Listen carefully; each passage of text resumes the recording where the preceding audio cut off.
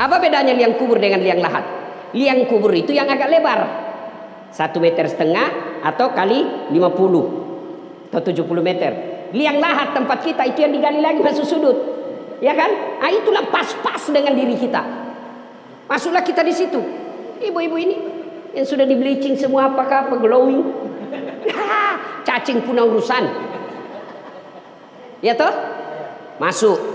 Kata Nabi, tidak bisa lagi kau beramal, tidak bisa lagi kau sholat, tidak bisa lagi kau puasa. Hanya 3 lagi yang bisa terus mengalir meskipun kau sudah tulang belulang.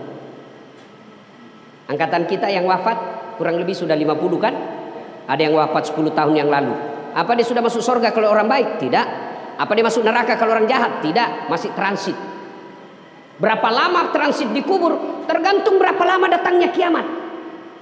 Bagaimana kakek-kakek kita yang meninggal 100 tahun yang lalu? Gimana kakek-kakek kita yang meninggal leluhur neneknya nenek kita yang 1000 tahun yang lalu? Itu masuk kubur bukan persoalan balik lagi. Tidak balik-balik lagi kita, Pak. Kalau mati lampu di sini masih ada pilihan. Ada, nyalakan HP. Iya kan? Mati lampu di sini masih gelap, masih, tapi batasnya paling 1 jam. Mati lampu dalam rumah ini masih lebar. Kita masih bisa lompat kalau ada ular masuk. Tapi di kubur ditindis, tidak bisa lagi kita goyang. Mati lampunya bukan sehari, selama-lamanya. Dan kalau ibu masuk kubur, tidak ada pilihan. Ada pegawai polisi, tidak disenang, tempat tugasnya mutasi, jauh. Ada pilihan tidak ibu? Ada, pensiun dini, selesai. Tidak ada urusan sama Kapolri, saya berhenti. Ibu-ibu, suaminya kasar, tidak kasih nafkah, ada pilihan. Ada pilihan, ada, ceraikan saya. Bapak-bapak istri cerewet, boros, tidak menghargai suami, ada pilihan. Ada, malah 2 pilihan bapak. 1 ceraikan, 2 tambah lagi. Iya toh? Pergi merantau ke Sulawesi, tidak nyaman Sulawesi, ada pilihan? Ada, balik lagi ke Jakarta, ke Bogor. Tapi masuk kubur, ada pilihan? Tidak enak, keluar dulu deh. Ibu keluar, viral satu dunia. Nah, pada saat itu kata Nabi, 3 saja yang bisa menolongmu. 1, Ibu Ratna. 1, anak yang soleh dan soleha. Anak hafal Quran. Anak hafal Quran, Pak, tidak mesti dari kandungannya Ibu Ratna. Enggak. Kan sudah besar, sudah jadi polisi, sudah dewasa, tidak mungkin lagi bisa hafal Quran. Lalu bagaimana caranya supaya dapat pahala hafal Quran? Ini anak kita ini, Pak Puji, sama hukumnya di hadapan Allah. Bapak punya anak penghafal Quran. Tidak mesti dari rahim. Kalau harus dari rahim, gimana perempuan yang tidak menikah? Gimana bapak-bapak yang tidak punya keturunan? Berarti tidak punya harapan punya anak yang soleh. Punya anak yang soleh, soleha, itulah yang bisa menyelamatkan ibu ketika dikubur. Ibu-ibu, ketika masuk kubur ibu, siapa yang doakan ibu? Siapa? Suami. Kawin lagi bu. Jangan, bapak-bapak ini, kalau bapak meninggal siapa yang doakan? Teman, coba aja lihat di grup WhatsApp. Orang meninggal, dia tidak kirim doa, dia cuma kirim stiker. Ya toh, siapa yang doakan? Anak. Saya mau tanya ibu, ibu, bisa enggak jadi anggota DPR anaknya tidak pernah nyalek? Bisa enggak? Tidak bisa. Bapak-bapak bisa enggak jadi Kapolres anaknya tidak pernah daftar ke sekolah polisi? Tidak mungkin. Bisa enggak anak ibu jadi dokter tidak pernah kuliah fakultas kedokteran? Tidak mungkin. Tapi bisa enggak anak ibu soleh dan soleha meskipun tidak sekolah? Bisa. Bisa enggak anak bapak ibu soleh dan soleha meskipun dia tidak akpol? Bisa. Berarti mendirikan anak, menjadikan anak soleh dan soleha jauh lebih mudah daripada jadikan akpol. Cari muka kiri kanan, kadangkala sogo, ya kan? Sayang kita kalah sama setan. Kita lebih bangga kalau anak kita jadi polisi, jadi tentara, jadi dokter, jadi anggota DPR, meskipun kita tidak pernah lihat datang berjamaah di masjid. Usia senja ibu, yang kita harapkan anak kita. Berapa banyak kita lihat sudah tua, siapa yang ngurus orang tuanya? Bukan anaknya. Siapa? Pembantunya. Siapa? Sopirnya. Orang miskin itu yang begitu. Mau kemana ini jabatan? Pasti ditinggal. Maka seorang istri, karena ibu sudah tidak bisa melahirkan cucu, ajarkan anak kita akhlak. Itu yang paling penting. Anak-anak kita sekarang Pak cerdas-cerdas. Tidak usah khawatir soal kecerdasan anak kita. Yang kita khawatirkan akhlaknya. Ada anak-anak kita, Pak Puji pasti masih ingat, waktu kita kecil, jangankan bicara kasar sama orang tua, natap aja wajahnya kita sudah dianggap kurang ajar. Saya masih dapat itu. Kalau lewat depan orang tua kita harus bungkuk-bungkuk, tabik kalau orang Sulawesi. Kalau kita makan, tidak boleh itu kita makan sebelum orang tua dulu. Dosa kita dianggap kalau kasih sisa orang tua. Meskipun sudah sangat lapar, orang tua belum pulang, tunggu bapakmu. Sekarang, hancur Pak, tinggal tulang-tulangnya disimpankan. Pantas anak kita cerdas, tapi tidak ada berkah dalam hidup. Jadikan anak soleh dan soleha. Gimana caranya anak kita soleh dan soleha? Jangan kasih makan barang haram. Kemarin kita ini saya yakin kita tidak terima uang sogo, tapi kadangkala kita biarkan tetangga kita terima serangan fajar. Bayangkan hancurnya moral bangsa kita Pak. Saya selesai Pak Jenderal, selesai pemilu kan saya masih pergi ceramah keliling-keliling. Itu bayangkan kalau serangan fajar dia ganti namanya Pak menjadi apa? Sedekah subuh. Astagfirullah. Sogok dia ganti namanya sedekah subuh. Jadi bukan elit aja yang rusak sekarang Pak. Bukan cuma elit kita yang hancur moralnya, rakyat kita juga hancur. Dan wajar kalau selalu makan barang haram anak kita, jangan pikir dia bisa sholat jamaah di masjid. Nah, kenapa? Yang membentuk darah dagingnya barang haram. Nah, ya. Yang kedua, jangan kasih makan uang haram. Yang ketiga, didik, kasih keteladanan. Jangan harap anak kita santun kalau ibu bapaknya kasar. Di depan anaknya bertengkar sama istrinya saling memaki. Jangan harap anak kita santun. Kasih contoh yang baik. Jangan harap anak kita jauh dari rokok kalau orang tuanya merokok. Awas kalau merokok, saya tempelin kau kalau saya dapat ya. Saya kasih makan kau itu dengan bungkusnya. 10 menit kemudian dia bilang, nak, pergi beli rokok. Gimana ceritanya? Ya, kasih teladan. Yang ketiga, didik. Ibu-ibu saya mau tanya, angkatan bapak ibu 82, ada ndak anaknya mati kelaparan? Yang bapak ibu tahu di tetangga ini ada ndak mati kelaparan? Ndak mungkin. Tapi yang mati karena narkoba pasti ada. Yang mati karena tawuran pasti ada. Itu berarti ibu ndak usah pikirin. Itu Allah sudah jamin. Tidak akan keluar dari rahim seorang manusia sebelum Allah sudah pastikan jaminan rezekinya. Tapi yang terlalu kita cemaskan, nanti kalau saya gimana anak saya, gimana rumahnya, gimana makannya. Kita tidak pikir gimana sholat anak saya. Demi Allah Bu, demi Allah, begitu masuk kubur orang sudah lupa kita Pak. Orang sudah lupa, jangan masuk kubur, masih hidup aja kita. Ini Pak Jenderal pernah punya komandan, punya ajudan, pernah punya pasukan. Jangankan meninggal, sekarang aja pasukannya sudah banyak yang lupa. Ya toh, pasti dilupa Pak. Dan siapa yang bisa kita harapkan doa? Anak. Alangkah bahagianya anak kita 5. Setiap sujud terakhirnya dalam sholatnya selalu berdoa, Allahumma gfirli wali walidayya warhamhuma kama rabbayani shaghira. Dan percaya kalau anak cucu kita baik agamanya, tidak usah cemaskan dunianya. Tapi kalau dunia terus dia kejar, sengsara dunia apalagi akhirat. Ya Bu ya. Sayang ibu-ibu lebih ketat jaga suaminya daripada jaga anaknya. Kalau jaga suami, dia berbuat dosa Bu, ibu tidak tanggung dosanya. Itu enaknya jadi istri. Kalau suami maksiat, ibu tidak tanggung. Tapi kalau anak kita maksiat, ibu tanggung. Kenapa? Sebagai ibu. Maka yang bisa menolong kita adalah anak yang soleh dan soleha. Sangat tepat usia pensiun, usia sudah dekat dengan kubur, punya hafiz. Itu tindakan yang paling tepat. Pandai menyikapi hidup namanya itu. Yang kedua, yang bisa menyelamatkan kita adalah sedekah jariah. Ibu-ibu ini yang banyak emasnya, berlian-berlian. Bu, kalau ibu meninggal siapa yang pakai emas berliannya ibu? Anak? Bukan, istri kedua. Ya pasti Bu, saya sering lihat begitu meninggal istrinya dia cabut semua. Ini cincin kawin kita dulu Bu. Dia nangis tapi dia cabut, dia paksa keluar. Ini waktu kita ulang tahun pernikahan di Singapura, saya belikan kau gelang ini. Dia cabut lagi tuh kalungnya. Ini waktu kita pergi umroh ibu emas Dubai. 2 bulan kemudian kenal sama janda. Cincinnya ibu dikasih sama janda. Ini cincin mantan istriku sudah mati. Daripada emas berlian ibu dipakai istri kedua, mending sedekah. Apalagi kalau orang kaya, ngapain pakai yang asli? Coba kalau Ibu Ratna pakai, biar palsu orang juga bilang asli. Iya toh? Masa istri jenderal palsu? Beda kita kalau orang miskin sudah asli masih dari mana dia dapat? Maka itu yang namanya pandai menyikapi harta. Ibu-ibu, ya sedekah. Ada enggak orang bangkrut gara-gara sedekah? Ada. Ibu-ibu, kalau ibu meninggal ini rumah, mobil, siapa yang punya? Menantu. Anak orang lain, iya bagus kalau menantu kita soleh. Kalau dia kurang ajar, dia pakai pacaran, dia hianati anak kita. Sedekahlah, sedekah, bersedekah.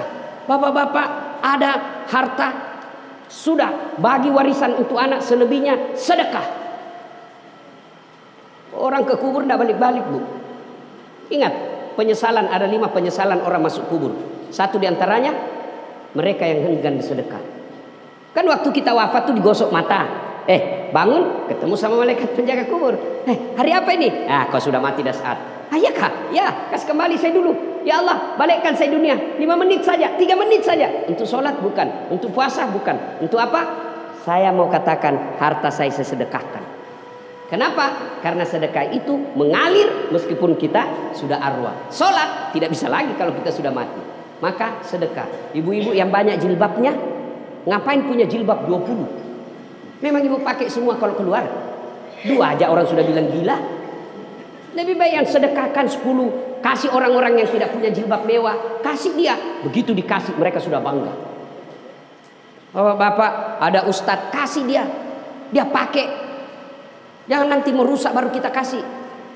Ada itu baju di situ, daripada rusak saja kasih ustadz. Nanti merusak baru dia ingat ustadznya. Sama ibu mau bersedekah, itu ada kue di kulkas, daripada basi. Kasih yang bagus. Dan itu kalau ustadz bapak sedekahi, itu akan bermanfaat. Cuma sayang kita lebih senang sedekah sama pejabat daripada kepada ulama. Padahal kalau pejabat dia pakai hura-hura, kalau artis dia pakai maksiat. Coba lihat orang menghormati ustadz daripada artis. Kalau artis diundang tuh, waduh, lengkap sekali pelayanannya, eksekutif kelas. Padahal kalau artis apa dia datang bawa?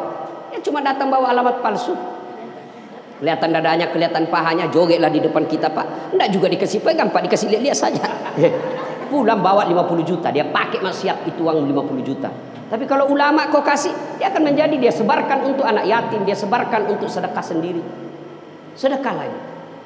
Keliru ibu, kalau ada aset tinggal, ibu tidak sedekahkan.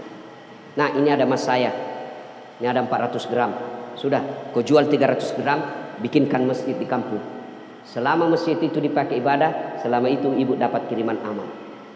Ya, sedekah. Yang ketiga, yang bisa menolong kita, ilmu yang bermanfaat. Bapak ibu tidak usah jadi ustaz, berat. Gimana caranya? Urus ustaz. Sama pahalanya. Ibu tidak usah jadi ustazah, berat. Otak sudah pikun-pikun. Iya toh, mau menghafal ibu Al-Kafirun aja tak balik-balik. Nah gimana? Urus ustazah di sini. Sama pahalanya ibu jadi ustazah. Ilmu yang bermanfaat. Bapak-bapak kalau dapat potongan-potongan dakwah dari Ustadz Das'ad Latif di medsos, sebar. Di grup kita ada 10. Setiap grup ada 15 orang. 10 kali 15, 150. Orang bapak ibu sebarkan. Masa sih tidak ada yang nyangkut 2-3 orang? Selama orang itu amalkan ilmu dari ustadznya, ibu bapak juga dapat pahala seperti pahalanya ustadz, meskipun tanpa mengurangi pahala ustadz. Cuma yang kita selalu sebarkan hoax 01, 02, 03. Ini sudah suka dibodoh-bodohi ilmu politik. 01, 02, 03. Politisi bapak percaya, dia bertengkar di medsos, di Singapura dia atur baku ngopi-ngopi. 2019 siapa yang bertanding bu? Prabowo lawan, siapa yang menang? Siapa menterinya? Dia satu sudah baku satu paket. Ya, habis amal kita nyemar-nyemar yang tidak ada faedah. Lebih baik kita sebar dakwah. Orang mau amalkan atau tidak bukan urusan kita, bagian dari dakwah. Poin pertama, 1, anak yang soleh dan soleha. 2, sedekah. 3, ilmu yang bermanfaat. Berikutnya yang ingin saya sampaikan, hal yang kedua. Ini sebentar lagi kita kedatangan Ramadan. Ibu ya, bulan Ramadan itu disebut 1, bulan penuh ampunan. 2, bulan dilipat gandakan segala kebaikan. 3, bulan dikabulkan semua doa-doa. Dari nama-nama Ramadan ini, inilah 3 yang mendesak kita lakukan. 1, banyak bertobat. Apakah tobat itu berkaitan dosa? Bukan dosa semata kita bertobat. Kalau dosa kita bertobat, maka Nabi tidak perlu istighfar, jenderal. Kenapa? Nabi tidak punya dosa. Kalaupun ada, kata Allah, kalau ada dosamu Muhammad, saya sudah ampuni. Tapi buktinya 1 kali beliau duduk 100 kali istighfar. Karena Nabi tidak punya dosa. Lalu kenapa orang istighfar? Karena nikmat Allah tidak bisa dibayar dengan ibadah yang kita lakukan. Nah, kita selalu berpikir itu miskin. Saya kan miskin, Ustaz. Ibu miskin karena membatasi definisi kaya. Kaya itu deposito miliaran. Miskinlah ibu karena tidak ada miliaran. Kaya itu rumah mewah. Miskinlah karena rumah kita kecil. Coba kalau kaya itu teman yang banyak, kaya itu kesehatan, kaya itu waktu berjamaah di masjid, kaya itu berkah penghasilan, itu maka kita kaya. Nah, ibu bapak, saudara-saudara sekalian, banyak bertobat. Ramadan, tobat. Waktu paling bagus bertobat itu Ramadan menjelang buka.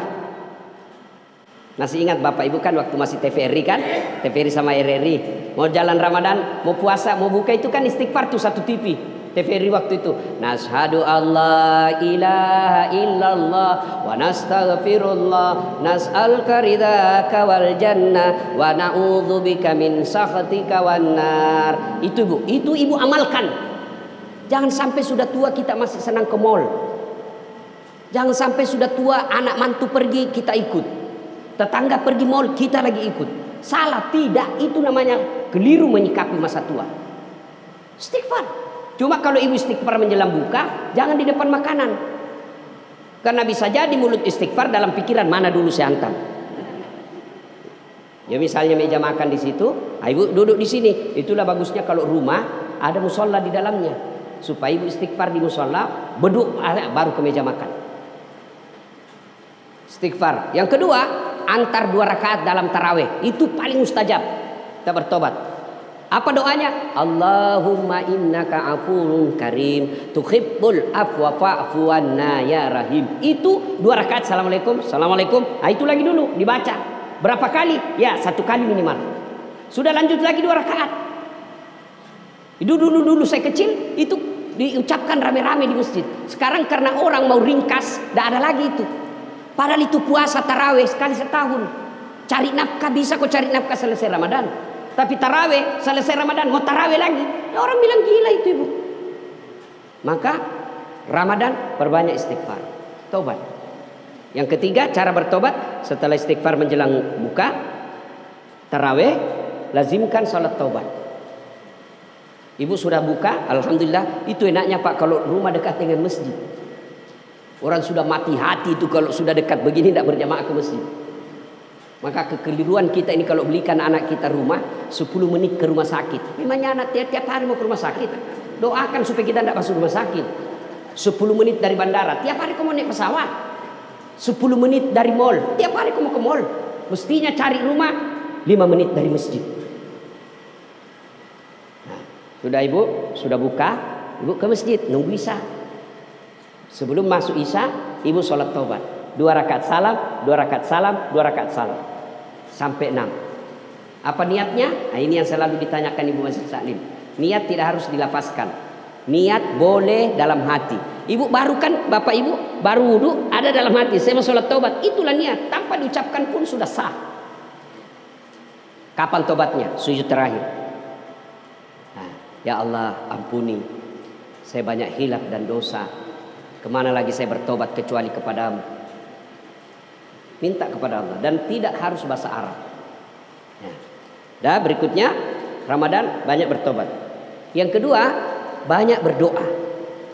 Anak-anak kita sekarang rajin berdoa, alhamdulillah. Cuma doanya di status. Ya Allah rahmati rumah tanggaku. Ya Allah berkahi penghasilan suamiku. Sibuk Tuhan mau baca statusmu. Doa di atas sajadah, di atas masjid. Ibu-ibu seperti ini tidak usah lagi doa supaya punya ruko, supaya punya kebun. Tidak, apa doa ibu? Paling mustajab minta ibu. Allah apa? Ya Allah biha, ya Allah biha, ya Allah bi husnil khatib. Wafatkan saya dalam keadaan husnul khatib. Itu yang mesti. Ibu. Kemudian apa lagi? Doakan anak-anak kita soleh dan soleha. Mintalah selama Ramadan. Minta berdoa, banyak-banyak berdoa. Karena doa di bulan Ramadan Allah malu tidak mengabulkan. Cuma kenapa doa tidak dikabulkan? Satu, karena kita berdoa tidak sesuai dengan sunnah. Banyak yang berdoa tidak diawali dan akhiri dengan salawat. Siapa yang berdoa tidak awal dan akhir salawat, maka doanya tergantung langit dan bumi. Jadi syarat mutlak berdoa salawat dulu. Allahumma salli ala sayyidina Muhammad wa ala ali sayyidina Muhammad. Artinya apa? Kalau dia berdoa sesuai sunnah, dia jalur tol, cepat sampai. Kalau dia tidak sesuai sunnah, sampai juga tapi macet, lama baru sampai.